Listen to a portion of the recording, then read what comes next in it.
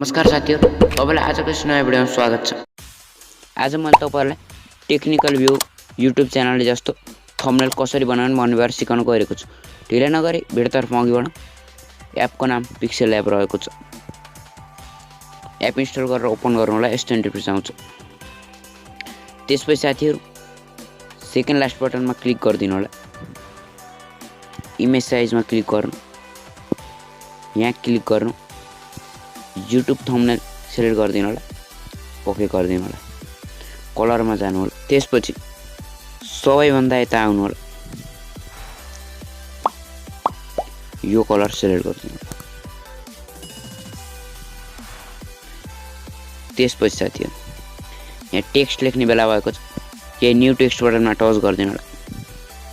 तल रहेको ए बटनमा क्लिक गर्नु होला।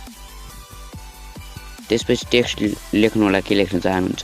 मैले टेक्निकल भ्यूको जस्तो बनाउने भएकाले मैले कुन थम्बनेल बनाउनु गएको छु हेर्नु स्क्रिनमा डिस्प्ले भइरह हो। त्यही थम्बनेलको टेक्स्ट मैले यहाँ लेख्न गइरहेको। लेखिसकेपछि ओके बटनमा क्लिक गर्नु होला। त्यसपछि यसलाई यता स्क्रोल गर्दै यहाँ त एबी लेखेको देख्न सक्नुहुन्छ। यहाँ टच गर्दिनु। माई फ्रन्ट्समा टच गर्नु। यदि तपाईले फ्रन्ट डाउनलोड गरेर इन्टर गर्न जान्नुहुन्न राख्न जान्नुहुन्न भने मेरो यसै पछि भिडियो आएको छ हेर्नु होला साथीहरु। मैले फ्रन्टको डाउनलोड लिंक चाहिँ डिस्क्रिप्सनमा दिएको छु। त्यसपछि फ्रन्ट मैले डिस्क्रिप्सनमा राख्दिएको फ्रन्ट ओके गर्दिनु होला राख्दिएर। त्यसपछि कलरमा जानु होला। यसको कलर ब्ल्याक रहेको छ साथी। यसको साइज बढाएँ। फेरि प्लस गरिदिन्छु। न्यू टेक्स्टमा डबल ट्याप गरेर अर्को टेक्स्ट लेख्छु म। इन्टर गरिसकेपछि साथीहरु जस्ट यता आउनु होला। त्यसपछि यो बी बटनमा क्लिक गरिदिनु होला। बी मा क्लिक गरिदिनु होला साथीहरु। तपाईको टेक्स्ट बोल्ड हुन्छ। यसलाई हल्का एक्सपेन्ड गर्नु होला। त्यसपछि यो बिचको बटनमा क्लिक गरिदिनु होला तल। त्यसपछि शेप्समा क्लिक गर्नु होला। त्यसपछि यहाँ शेप एड गर्नुपर्ने हुन्छ। यो यसलाई 10 देखि 15 को बिचमा राख्नु होला। त्यसपछि यसलाई लिएर गएर तल राख्दिनु होला साथीहरु। त्यसपछि तपाईले हेर्न सक्नुहुन्छ। हो यो पछाडीको कलर चाहिँ ग्रीन राख्नुपर्छ। हुनको लागि प्लस बटनमा क्लिक गर्नु। यता टच गरिदिनु। त्यसपछि यसलाई हल्का पछाडी लैदिनु होला साथीहरु। बिचकोलाई अरुलाई फुल गरिदिनु होला। त्यसपछि ओके बटनमा क्लिक गरिदिनु। ओ टेक्स्टको कलर व्हाइट राख्नुपर्ने हुन्छ। यसलाई यता स्क्रोल गर्नु। कलरमा क्लिक गर्नु होला।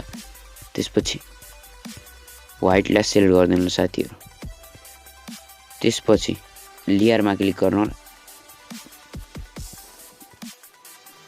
त्यसपछि तल रहेको यो बटनमा क्लिक गर्नु होला।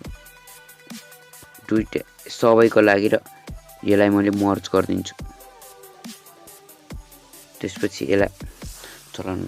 त्यसपछि फेरि टेक्स्ट एड गर्छु। यहाँ आउनु होला। कलर बटनमा जानु होला। त्यसपछि सस्तोलाई मात्र सिलेक्ट गर्नु होला। त्यसपछि सस्तोलाई हल्का डार्क रातो जानु होला। त्यसपछि रातोलाई हल्का डार्क गरिदिनु होला। त्यसपछि डाटा प्याकलाई सिलेक्ट गर्नु होला। तल सिलेक्ट गर्ने बटन रहेको छ। डाटा प्याकलाई चाहिँ प्लसमा जानु होला। ओके पुरै फुल गरिदिएर ओके बटनमा यसको फ्रन्ट चेन्ज गर्नुपर्ने हुन्छ।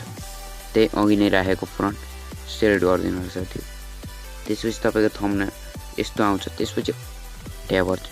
अब पीएनजी राख्ने बेला भएको छ। प्लस बटनमा क्लिक गर्छु। फ्रम ग्यालरीमा क्लिक गर्छु। पीएनजी राखेको छु। टिक बटनमा क्लिक गर्छु साथी। थम्बनेल तयार भएको छ।